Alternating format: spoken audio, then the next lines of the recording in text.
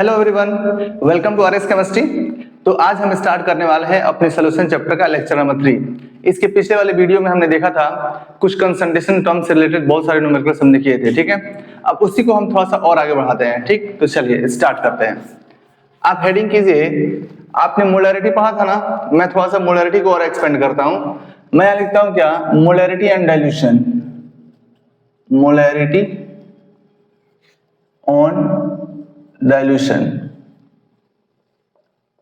ठीक है। सुनिएगा, मोलैरिटी एंड डाइल्यूशन का मतलब क्या हुआ कि मान लीजिए कि कोई एक सॉल्यूशन है जिसकी वॉल्यूम दी गई है, जिसकी मोलैरिटी दी गई है, ठीक। अब हमने क्या किया, उसमें थोड़ा सा सॉल्वेंट ऐड कर दिया। सॉल्वेंट ऐड करने से क्या होगा, उसका वॉल्यूम भी बढ़ जाएगा और उसकी मोलैरिटी भी बदल जाएगी, है ना। तो मान लीजिए थोड़े समय के लिए कि यह एक कंटेनर है जिसमें एक सॉल्यूशन भरा पड़ा है, ठीक है। देखिएगा, मैं बहुत अच्छा कलाकार नहीं हूं, अच्छा नहीं बना पाता हूं, लेकिन सुनिएगा। मान लीजिए कि इसमें जो भी सॉल्यूशन है उसकी मोलैरिटी M1 है और वॉल्यूम क्या है, V1 है। मैंने क्या किया कि इसमें थोड़ा सा सॉल्वेंट, जैसे मान लो पानी ऐड कर दिया, तो पानी की जगह पर मैंने लिख दिया कोई भी सॉल्वेंट, जिस भी सॉल्वेंट में ये सॉल्यूशन बनाया गया है वही सॉल्वेंट। सॉल्वेंट ऐड करने से क्या होगा, होगा ये कि इसका वॉल्यूम थोड़ा सा बढ़ जाएगा कि घट जाएगा, उससे कोई मतलब नहीं है। हालांकि सॉल्वेंट ऐड करने से वॉल्यूम तो बढ़ ही जाएगा और मोलैरिटी भी क्या हो जाएगी, बदल जाएगी। तो मान लो कि इसका मोलैरिटी जो है वो बदल के M1 से M2 हो गई और वॉल्यूम क्या हो गया, V2 हो गया, है ना। अब इसी में हम एक रिलेशन निकालेंगे, ठीक है। सुनिएगा, आपको पता है कि जो मोलैरिटी है उसका डेफिनेशन क्या दे देते हो, number of moles of solute upon volume इन किस में, लीटर में, volume of solution in litre. तो आप यहां से देख रहे हैं कि जो मोलैरिटी है वो वॉल्यूम के इनवर्सली प्रोपोर्शनल है। क्या कह सकते हैं कि molarity is equal to, sorry, molarity is inversely proportional to क्या, वॉल्यूम, है ना।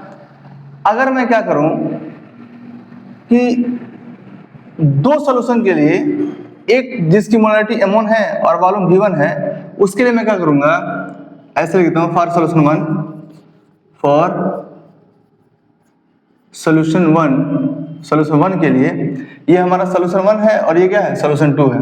सॉल्यूशन 1 के लिए जो M1 होगा वो V1 के इनवर्सली प्रोपोर्शनल होगा ना। बताओ बेटा, जब ये प्रोपोर्शनलिटी साइन हटाएंगे तो कोई ना कोई एक कांस्टेंट आएगा, जो भी वो कांस्टेंट आया उसको मैंने K कह दिया, तो K इंटू 1/V1 होगा ना। इसको मान लो कि इक्वेशन नंबर क्या है, 1 है, ठीक। सिमिलरली फॉर सॉल्यूशन 2 हम क्या ले सकते हैं, सिमिलरली फॉर सॉल्यूशन 2, सॉल्यूशन 2 के लिए हम क्या ले सकते हैं, इसी को देख के लिखेंगे कि M2 बराबर क्या आएगा, M2 बराबर K इंटू 1/V2। इसको मैं कहता हूं इक्वेशन नंबर क्या, 2, है ना। अब मैं क्या करता हूं कि इक्वेशन 1 में इक्वेशन 2 से डिवाइड कर देता हूं, यहां ले लेता हूं क्या, सुनिएगा, कि dividing equation 1 by equation 2 we get, हम क्या पाते हैं, सुनिएगा। तो अगर मैं इक्वेशन 1 में इक्वेशन 2 से डिवाइड करूंगा तो ये M1/M2 देगा ना। बताओ, M1/M2 इज इक्वल टू, ये क्या देगा, क्या मैं इसको ऊपर कर दूं, ऐसे K/V1 कर दूं, तो यह आ जाएगा K/V1 और डिवाइडेड बाई, जब K/V2 करेंगे तो ये पलटी खा के गुणा हो जाएगा, तो मैं डायरेक्ट लिख देता हूं क्या, V2/K, है ना। अब ये कांस्टेंट तो कांस्टेंट से कट जाएगा, K से K से कट जाएगा, है ना। तो क्या आएगा, फाइनली तुम्हारा आया M1/M2 is equal to V2/V1। अगर मैं बाई क्रॉस मल्टीप्लाई करूं तो ये M1V1 is equal to M2V2 देगा ना। बताओ बेटा, M1V1 is equal to M2V2 देगा ना। ये है हमारे two solutions having different molarities and different volumes, है ना।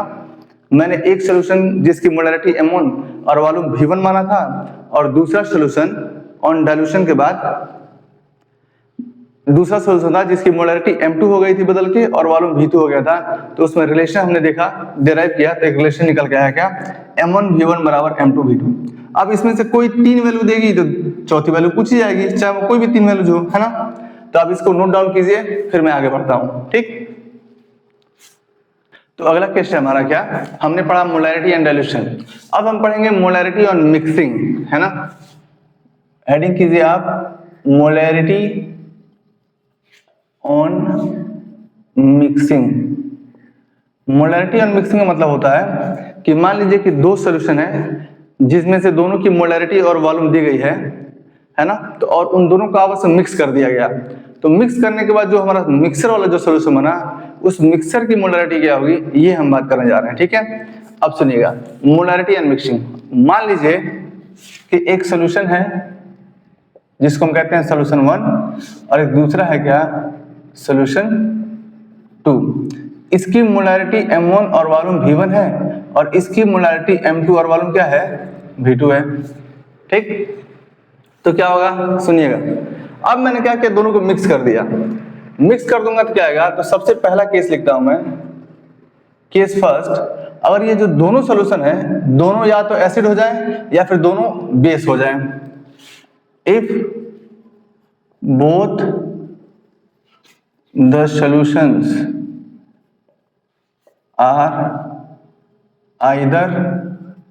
are either acids और bases, मतलब कोई एक एसिड और कोई एक बेस ऐसा नहीं है, वो केस हम अभी बाद में पढ़ेंगे। या तो दोनों एसिड ही हो या फिर दोनों क्या हो, बेस हो, और उनको मिक्स कर देंगे, तब क्या आएगा, देन मोलैरिटी ऑन मिक्सिंग को क्या मैं ऐसे लिख दूं, कैपिटल M और ये मिक्सिंग, तो क्या आएगा, इसका फार्मूला होता है M1V1 प्लस M2V2 अपन क्या, V1 प्लस V2। कुछ नहीं करना है, दोनों की मोलैरिटी और वॉल्यूम दी जाएगी, बस आपको इसमें पुट कर देना है वैल्यू, और जोड़ घटाना गुणा भाग जो भी करना है कर लेना है, आपको मोलैरिटी एंड मिक्सिंग पता चल जाएगी, ठीक। हो सकता है कि केस 2 अगर ये हो जाए कि दोनों में से कोई एक एसिड हो और कोई एक क्या हो, बेस हो, तो मैं दूसरा केस लिख देता हूं, इफ वन सॉल्यूशन इज, कोई भी एक one solution is acid and another one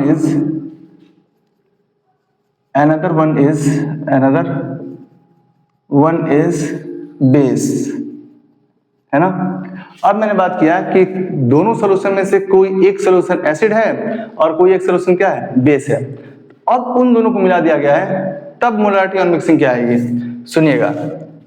molarity on mixing क्या आएगी, इसका फार्मूला क्या होता है, ये होगा mod of M1V1 minus M2V2 upon V1 plus V2, है ना। बस कुछ नहीं किया, यहाँ पर नेगेटिव साइन लगा के दोनों को मॉड ले लिया है, बस हो गया। बाकी सब कुछ सेम ही है ना। तो ये होता है मोलैरिटी ऑन मिक्सिंग। दो सॉल्यूशन को मिक्स करने पर मोलैरिटी क्या आएगी, तो दोनों अगर या तो एसिड्स हो जाए या फिर दोनों बेस हो जाए, तो हम ये ऊपर वाला फार्मूला यूज करेंगे, और दोनों में से कोई एक एसिड हो जाए और कोई एक दूसरा बेस हो जाए, तो हम नीचे वाला फार्मूला यूज करेंगे, ठीक। आप इतना नोट डाउन कीजिए, फिर मैं सवाल बताता हूँ, ठीक है, टेक डाउन। तो हमारा ये एक सवाल है, देखिएगा, लिखा है कि find the molarity on mixing of 300 ml of 1 molar HCl and 100 ml of 0.5 molar HCl, है ना। HCl ही है, दोनों HCl ही है, HCl का ही सोल्यूशन है, लेकिन एक सोल्यूशन का वॉल्यूम दिया है 300 ml और मोलैरिटी 1 मोलर, और दूसरे सोल्यूशन का वॉल्यूम दिया है 100 ml और मोलैरिटी क्या 0.5 मोलर। आप किसी को भी M1 किसी को भी M2 मान लीजिए, किसी को भी V1 किसी को भी V2 मान लीजिए। तो जरा बताइए, मान लीजिए कि ये वाली चीज को यहां से यहां तक को मैं सॉल्यूशन 1 मानता हूं, तो सॉल्यूशन 1 मानूंगा तो इसका वॉल्यूम V1 आएगा और मोलैरिटी M1 आएगा ना। मैं इसके नीचे लिखता हूं V1 और इसके नीचे लिखता हूं क्या, M1, है ना। ये समझने के लिए है। और ये दूसरा सॉल्यूशन है 100 ml of 0.5 molar HCl, HCl का ही सॉल्यूशन है और दोनों एसिड है। तो मान लीजिए कि इसकी मोलैरिटी है M2 कह देता हूं और इसके वॉल्यूम को V2 कह देता हूं, है ना। तो जरा मुझे बताइए, मोलैरिटी ऑन मिक्सिंग का फार्मूला क्या होता था, जब दोनों ही या तो एसिड हो या तो बेस हो। देखो दोनों एसिड है ना, HCl HCl, तो इसका फार्मूला मैंने बताया था, molarity on mixing is equal to M1V1 plus M2V2 upon V1 plus V2, है ना। तो क्या आ जाएगा, molarity on mixing is equal to, value put करो m1, मैंने उसको माना है सोल्यूशन 1, तो m1 क्या देगा 1 मोलर इनटू V1 कितना दिया है 300 ml प्लस m2, मैंने इसको सोल्यूशन 2 माना है, तो m2 क्या आएगा 0.5 मोलर इनटू क्या 100 divided by V1 plus V2, V1 क्या है 300 प्लस V2 क्या है 100 ml, है ना। तो फाइनली क्या आएगा हमारा, molarity on mixing is equal to, जरा बताओ, ये देगा आपका 300 प्लस ये तो 0.5 मतलब आधा हुआ, आधा मतलब क्या 100 का कितना आएगा 50 डिवाइडेड बाय 300 प्लस 100 400 देगा क्या, चेक करो एक बार, ये आएगा क्या molarity on mixing is equal to, ये है देगा क्या 350 डिवाइडेड बाय क्या 400, ये एक जीरो से तो एक जीरो उड़ा दो, खत्म हो गया, आ गया 35 डिवाइडेड बाय का 40, तो क्या आएगा मोलैरिटी ऑन मिक्सिंग, क्या मैं यहाँ लिख दूं, यहाँ लिखता हूं, तो ये आएगा आपका क्या 0.875, जब आप इसको डिवाइड करेंगे तो ये आ जाएगा 0.875 मोलर, ठीक है। ये हमारा हो जाएगा क्या मोलैरिटी ऑन मिक्सिंग, दो सॉल्यूशन जिसकी मोलैरिटी और वॉल्यूम दी गई थी, दोनों को मिक्स करने के बाद जो मिक्सर बना, उस मिक्सर का मोलैरिटी हमारा क्या आएगा 0.875, ठीक है। आप इतना नोट डाउन कीजिए, फिर मैं अगला सवाल लिखता हूं। तो हमारा अगला सवाल है, देखिएगा, लिखा है कि 20 ml of 2 molar NaOH, 20 ml of 2 molar NaOH solution is added to 100 ml of 1 molar HCl solution. Calculate the final concentration of the solution. मतलब ये हुआ, एक सोल्यूशन में दिया है NaOH जो कि बेस है, और एक दूसरा सोल्यूशन दिया है HCl का जो कि एसिड है, इसका भी वॉल्यूम और मोलैरिटी दी गई है, और इसका भी वॉल्यूम और क्या मोलैरिटी दी गई है। आपको जिसको मन करो उसको तुम सोल्यूशन 1 मान लो, और जिसको मन करो उसको क्या सोल्यूशन 2 मान लो। मान लो कि मैं इसी को सोल्यूशन 1 कहता हूं, तो इसके मोलैरिटी को मैं M1 कहूंगा और इसके वॉल्यूम को V1 कहूंगा। अगर मैं एसिड वाले को सोल्यूशन 2 मानता हूं, तो इसके वॉल्यूम को मैं V1 कहूंगा और इसकी मोलैरिटी को V2 कहूंगा और इसके मोलैरिटी को M2 कहूंगा, है ना। तो मैंने दूसरा भी केस बताया था कि जब किसी एसिड और किसी बेस को मिलाकर जब सोल्यूशन बनाएंगे तो उसका मोलैरिटी ऑन मिक्सिंग कैसे आएगा, सुनिएगा। यही फॉर्मूला बताया था ना बेटा, बताओ, मोलैरिटी ऑन मिक्सिंग का mod of M1 V1 minus M2 V2 अपन क्या V1 प्लस V2।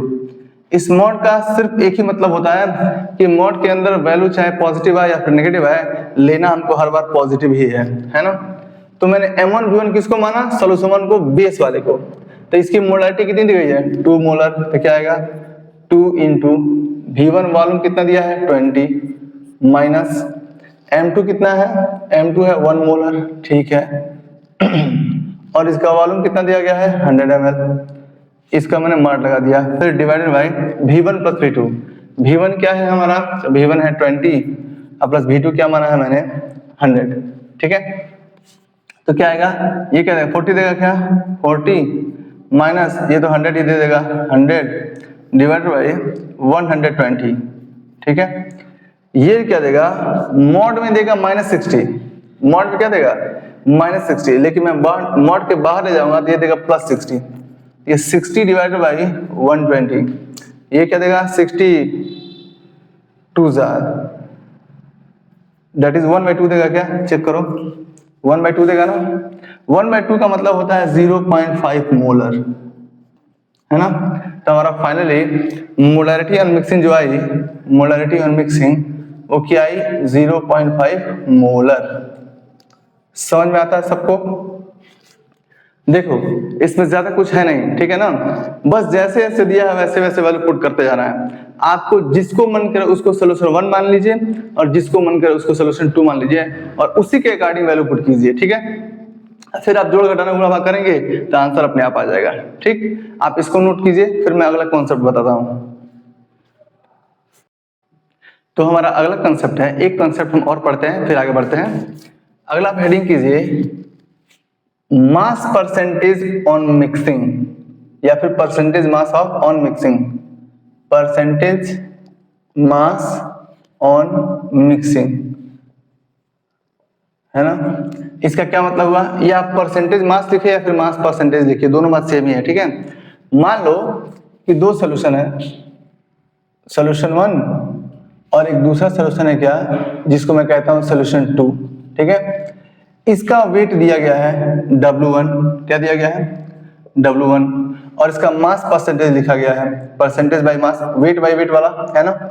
और याद कीजिए कि वेट बाय वेट परसेंटेज को ही मैंने क्या बोला था, x बोला था, और यहां पर आपको x क्या समझना है, ये सोल्यूशन 1 है तो इसका जो परसेंटेज मास है वो क्या है 1 है।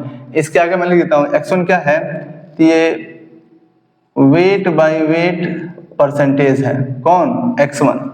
ऐसे ही ये सोल्यूशन 2 है तो जिसका वेट दिया है W2 और परसेंटेज वेट कितना दिया है x2, है ना। फिर इन दोनों को मिला दिया गया है, मिलाने के बाद जो रिजल्टिंग सोल्यूशन बना है उसका परसेंटेज मास क्या होगा, तो सुनिएगा, मास परसेंटेज ऑफ, चाहे परसेंटेज मास ऑफ जो होगा ये mass percentage of mixture, mixture का मास परसेंटेज क्या होगा, तो इसका फॉर्मूला होता है, ध्यान सुनिएगा, W1 मास परसेंटेज ऑफ 1, तो इसको मैं x1 कह देता हूं, या प्लस नहीं x1 प्लस W2 x2 अपान W1 प्लस W2।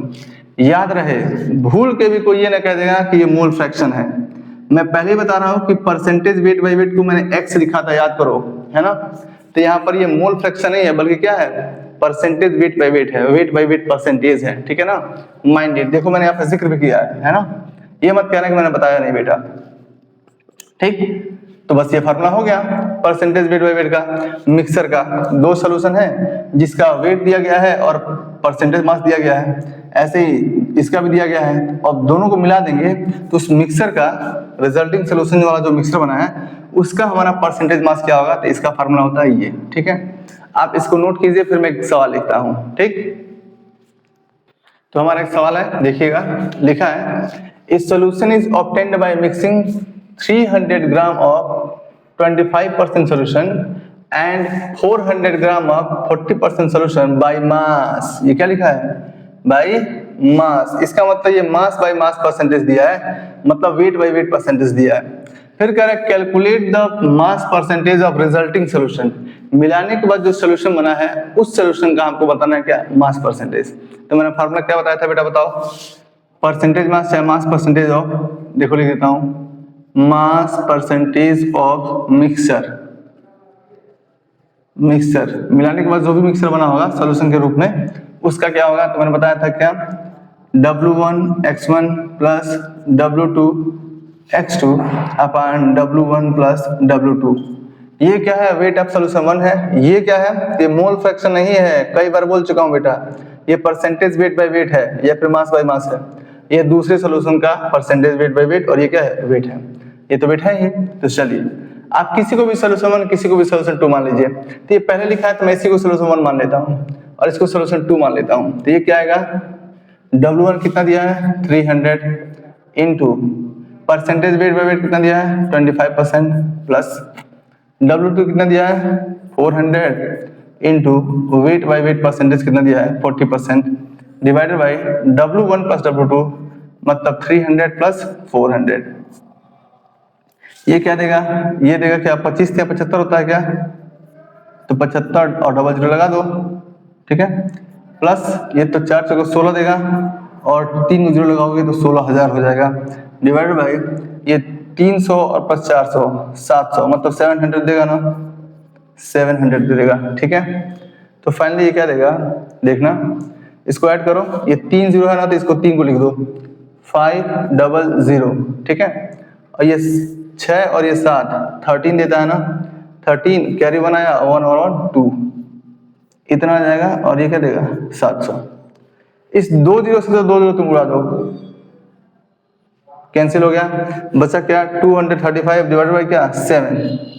तो क्या मैं इसको यहां लिख दूं, देखना 235 डिवाइडेड बाय क्या 7, ये फाइनली हमारा आएगा क्या, करो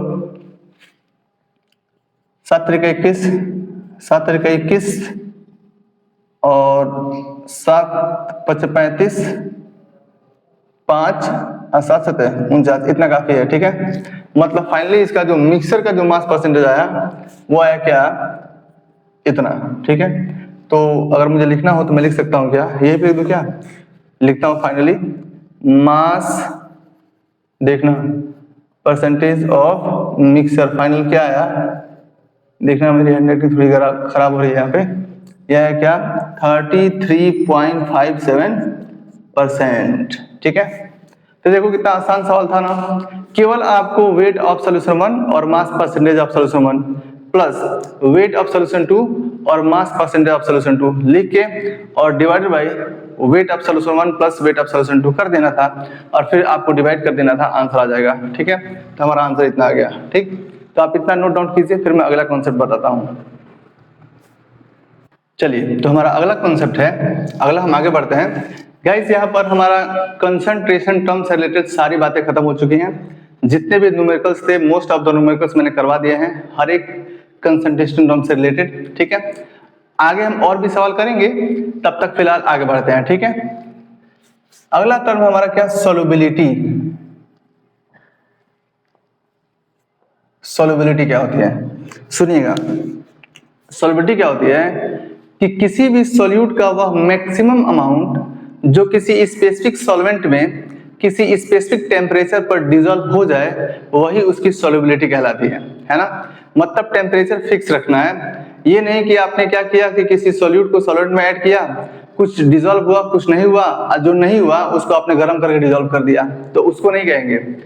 किसी भी फिक्स टेम्परेचर पर किसी भी स्पेसिफिक सॉल्वेंट में सॉल्यूट का वह मैक्सिमम अमाउंट जो कि इजीली डिसॉल्व हो जाए, वही उसकी क्या कहलाती है, सोल्युबिलिटी कहलाती है, ठीक है। सुनिएगा, इसका डेफिनेशन कैसे लिखेंगे, तो solubility of a substance is its maximum amount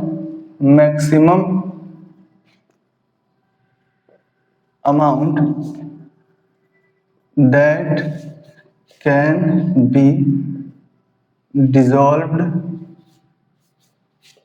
in a specific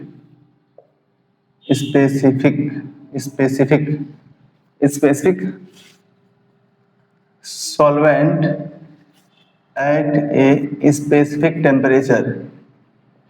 specific temperature को मैं हर बार ऐसे लिखता हूं, आपको मैंने पहले ही बता रहा है कि ये टेम्परेचर है ना। तो solubility of a substance is its maximum amount that can be dissolve in a specific solvent eight a specific temperature, है ना। ये होता है क्या, हमारा सोल्युबिलिटी, ठीक है।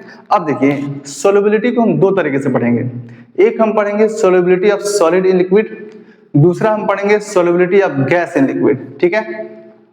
तो पहले हम चर्चा करने जा रहे हैं कि वो कौन कौन से फैक्टर्स हैं जो किसी सॉलिड की सोल्युबिलिटी को लिक्विड में अफेक्ट करते हैं, है ना। तो हमारा अगला हेडिंग होगा फैक्टर्स अफेक्टिंग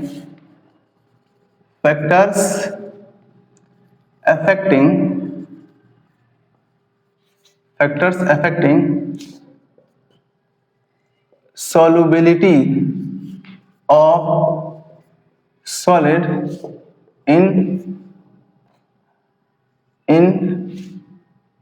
लिक्विड, है ना। इसको मैंने थोड़ा सा बड़ा लिखा है, देखिएगा, क्योंकि ये थोड़ा इसमें देखिएगा ये हेडिंग है, ठीक है ना। मुझे इसको मिटा के फिर लिखना चाहिए था, लेकिन मैं अभी ऐसे लिख दिया हूं, ठीक है। तो मैं बताने जा रहा हूं कि ऐसे कौन कौन से फैक्टर्स हैं जो किसी सॉलिड की सोल्युबिलिटी को लिक्विड में डिसॉल्व अफेक्ट करते हैं, ठीक है।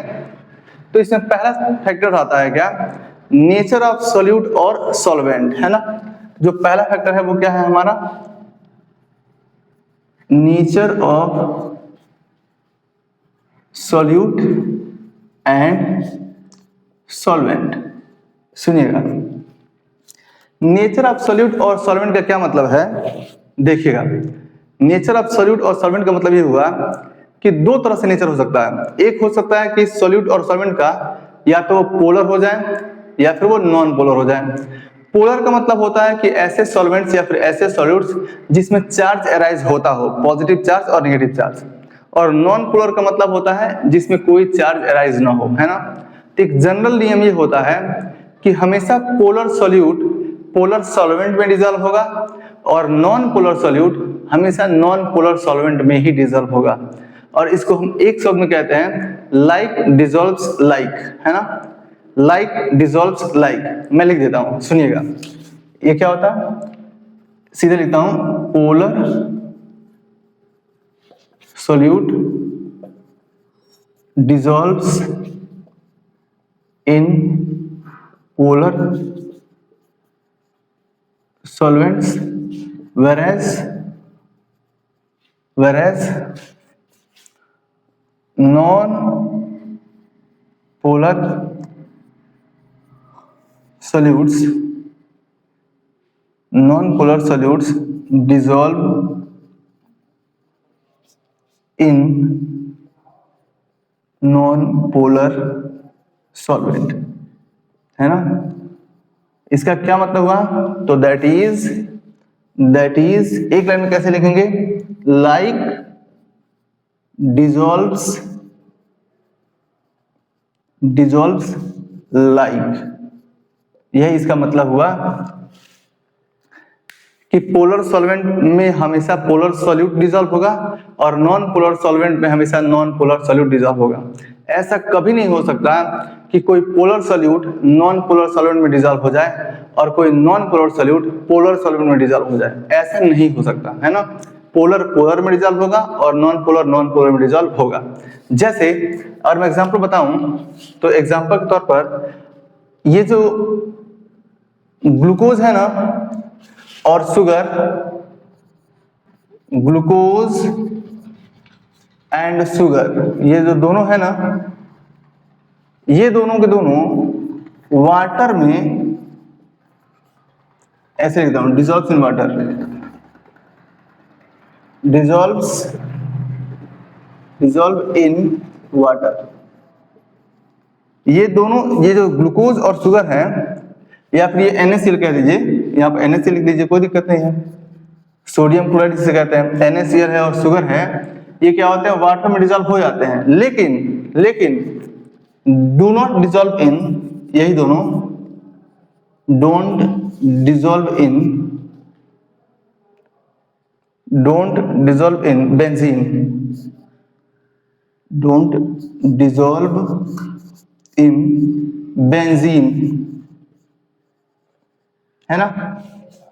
तो देखिए जो नमक है और ये जो शुगर है, ये क्या होते हैं, दोनों के दोनों पोलर होते हैं, ठीक है। इसलिए पोलर जो सॉल्यूट है वो पोलर सॉल्वेंट में, वाटर तो पोलर होता ही है क्योंकि इसमें H+ आयन और OH- आयन आता है, तो चार्ज आ गया तो पोलर हो गया। तो ये दोनों जो है वाटर में डिजॉल्व हो जाएंगे लेकिन बेंजीन में डिजॉल्व नहीं होंगे, do not dissolve in benzene, ठीक है। अब एक दूसरी बात है, मैं इसको मिटाता हूं, मुझे उम्मीद है कि आपने इसको लिख लिया होगा, बस इसको मिटाता हूं फिर आगे बढ़ता हूं, ठीक है। आप वीडियो को पॉज करके भी लिख सकते हैं, ठीक। इससे रिलेटेड थोड़ी सी बात और है, इसलिए मैं बता देना चाहता हूं कि जो सोडियम क्लोराइड और शुगर है ये तो वाटर में डिजॉल्व हो गया लेकिन बेंजीन में डिजॉल्व नहीं हुआ। और देखिए दूसरा है, एक है नेफ्थलीन एंड एंथ्रासीन, ये दोनों जो है वो बेंजीन में डिजॉल्व हो जाएंगे, डिजॉल्व इन बेंजीन, ये दोनों के दोनों बेंजीन में डिजॉल्व हो जाएंगे लेकिन डू नॉट को मैंने डोंट लिखा है, ठीक है, do not dissolve in water, है ना। ऐसा क्यों हुआ, क्योंकि ये दोनों इस बार नॉन पोलर सॉल्यूट्स हैं और ये भी हमारा नॉन पोलर सॉल्वेंट है, तो नॉन पोलर में डिजॉल्व हो जाएगा लेकिन नॉन पोलर में डिजॉल्व नहीं हो पाएगा। समझ गए मेरी बात। ये दोनों पोलर थे इसलिए वाटर में डिजॉल्व हो गए और बेंजीन में डिजॉल्व नहीं हुए, लेकिन ये दोनों नॉन पोलर है इसलिए बेंजीन में डिजॉल्व हो गए और वाटर में डिजॉल्व नहीं हुए। मतलब कहने का यही है कि हमेशा पोलर सॉल्यूट पोलर सॉल्वेंट में डिजॉल्व होगा और non polar solute non polar solvent में डिजॉल्व होगा, है ना। तो आप इतना नोट डाउन कीजिए, फिर मैं आगे बढ़ता हूं, ठीक। तो गाइस अगला फैक्टर है टेम्परेचर, कि टेम्परेचर जो है सॉलिड की सॉल्युबिलिटी लिक्विड में कैसे अफेक्ट करता है। लेकिन उसको बताने से पहले एक बात और है, बिल्कुल दो बॉडी का कॉन्सेप्ट है, सैचुरेटेड सॉल्यूशन और अनसैचुरेटेड सॉल्यूशन। मैं समझाता हूँ, देखिएगा। अगर किसी सॉल्वेंट में मान लीजिए मैंने सॉल्यूट ऐड किया, ठीक है, मान लीजिए कि एक गिलास पानी है, कांच का गिलास है, ट्रांसपेरेंट है, उसमें मैंने 1 चम्मच चीनी ऐड कर दिया। उस 1 चम्मच चीनी को जब मैं ऐड कर दूंगा तो डिजोल्व हो जाएगा। फिर मैंने क्या किया, 2 चम्मच चीनी और ऐड कर दिया, फिर मैंने उसको सेक किया, फिर वो डिजोल्व हो गया। फिर मैंने 1-2 चम्मच चीनी और ऐड कर दिया, फिर वो डिजोल्व हो गया। तो जब तक वो डिजोल्व होता जा रहा है तब तक के सॉल्यूशन को हम कहते हैं अनसैचुरेटेड सॉल्यूशन, है ना। लेकिन जिस समय सॉल्यूशन में मतलब वो सॉल्वेंट में सॉल्यूट डिजोल्व होना बंद हो जाएगा, उस समय के सॉल्यूशन को हम कहते हैं क्या, सैचुरेटेड सॉल्यूशन, है ना। मतलब ऐसा सॉल्यूशन जिसमें हम और ज्यादा सॉल्यूट ऐड नहीं कर सकते उसे हम कहते हैं सैचुरेटेड सॉल्यूशन, और ऐसा सॉल्यूशन जिसमें हम और ज्यादा सॉल्यूट ऐड करके डिसॉल्व कर सकते हैं उसे हम कहते हैं अनसैचुरेटेड सॉल्यूशन। ठीक है, सुनिएगा। तो मैं एक हेडिंग के तौर पर बना देता हूं, या फिर नहीं बनाऊंगा तब भी कोई बात नहीं है, चलो बना देता हूं, सैचुरेटेड एंड अनसैचुरेटेड सॉल्यूशन, है ना। ये क्या होता है, सुनिएगा। तो लिखेंगे इसका डेफिनेशन क्या, ए solution in which no more solute can be dissolved at the same temperature and pressure। Temperature और प्रेशर को कांस्टेंट रखना है, same temperature and pressure is called saturated solution, है ना। Full stop. whereas नीचे लिख देता हूं पैराग्राफ चेंज करके, whereas a solution in which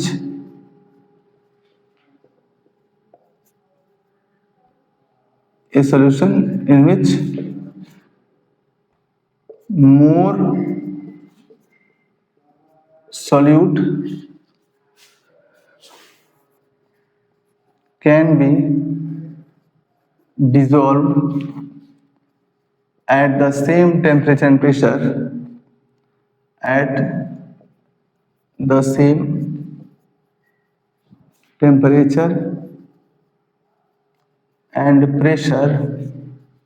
is called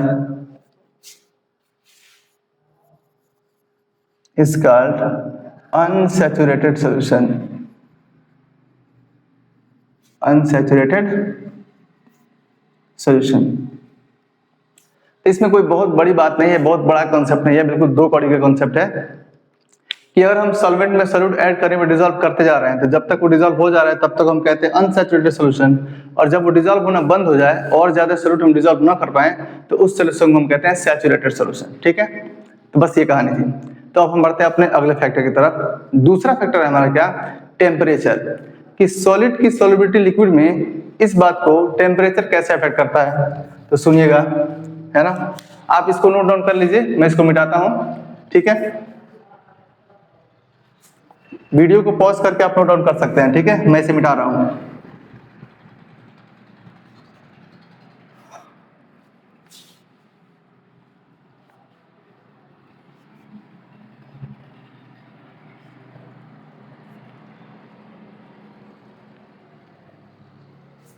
सुनिएगा, दूसरा फैक्टर क्या है, इफेक्ट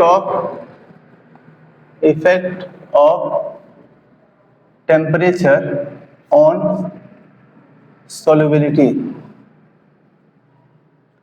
और सॉल्युबिलिटी भी किसकी, तो सॉल्युबिलिटी ऑफ सॉलिड, चलो लिख देता हूं, solubility of solid in liquid, यही तो हम पढ़ रहे हैं, solubility of solid in liquid. तो सुनिएगा, एक लाइन में मैं लिख देता हूं कि सॉलिड की सॉल्युबिलिटी लिक्विड में टेम्परेचर बढ़ाने पर बढ़ती है, एंडोथर्मिक रिएक्शन के लिए, है ना। मतलब for an endothermic process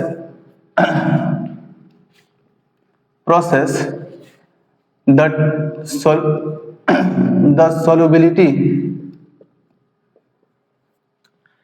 the solubility of solid in liquid increases with increase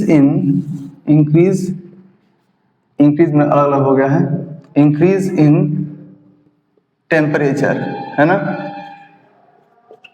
मतलब ये हुआ कि टेम्परेचर बढ़ाने पर सॉलिड की सॉल्युबिलिटी लिक्विड में बढ़ती है एंडोथर्मिक प्रोसेस के लिए, है ना। आपको पता है एंडोथर्मिक प्रोसेस किसे कहते हैं? ऐसा प्रोसेस जिसमें हीट एब्जॉर्ब होता है उसे हम एंडोथर्मिक कहते हैं, और ऐसा प्रोसेस जिसमें हीट रिलीज होता है तो उसे हम एक्सोथर्मिक कहते हैं। तो एंडोथर्मिक प्रोसेस के लिए सॉलिड की सॉल्युबिलिटी लिक्विड में टेम्परेचर बढ़ाने पर बढ़ती है, ठीक है।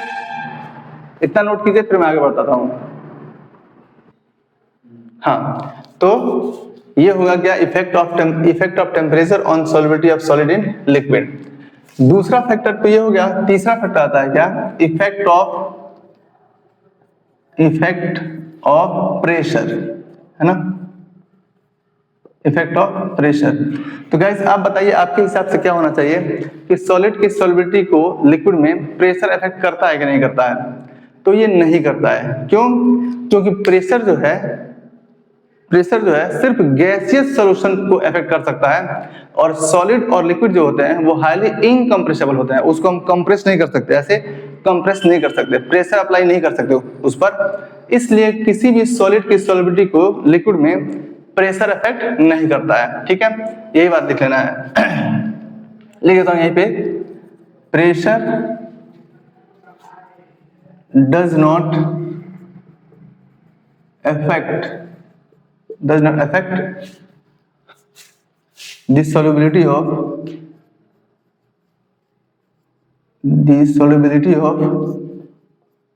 solid in liquid, because क्यों नहीं करता है? Because solids and liquids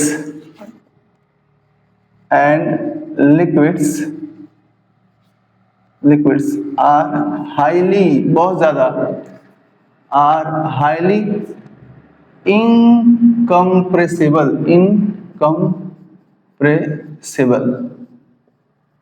ठीक है। हाँ, कि जो सॉलिड और लिक्विड होते हैं वो हाईली इनकम्प्रेसिबल होते हैं, मतलब उसको हम कंप्रेस नहीं कर सकते, उसको हम दबाव या फिर प्रेशर अप्लाई नहीं कर सकते। इसीलिए सॉलिड की सॉल्युबिलिटी को लिक्विड में सॉलिड की सॉल्युबिलिटी को प्रेशर बिल्कुल भी अफेक्ट नहीं करता है, लेकिन टेम्परेचर अफेक्ट करता है। कैसे? तो टेम्परेचर बढ़ाने पर सॉलिड की सॉल्युबिलिटी बढ़ती है लिक्विड में, ठीक है। तो आज की कहानी हम यहीं पे खत्म करते हैं, फिर मिलेंगे हम नेक्स्ट वीडियो में। एक बात और मैं कहना चाहता हूं कि जो कुछ मैं ये बोर्ड पे लिख रहा हूं यही आपका एकदम प्रॉपर नोट्स है, क्योंकि मैं एकदम सिस्टमेटिक वे में चल रहा हूं, बिल्कुल प्रॉपरली।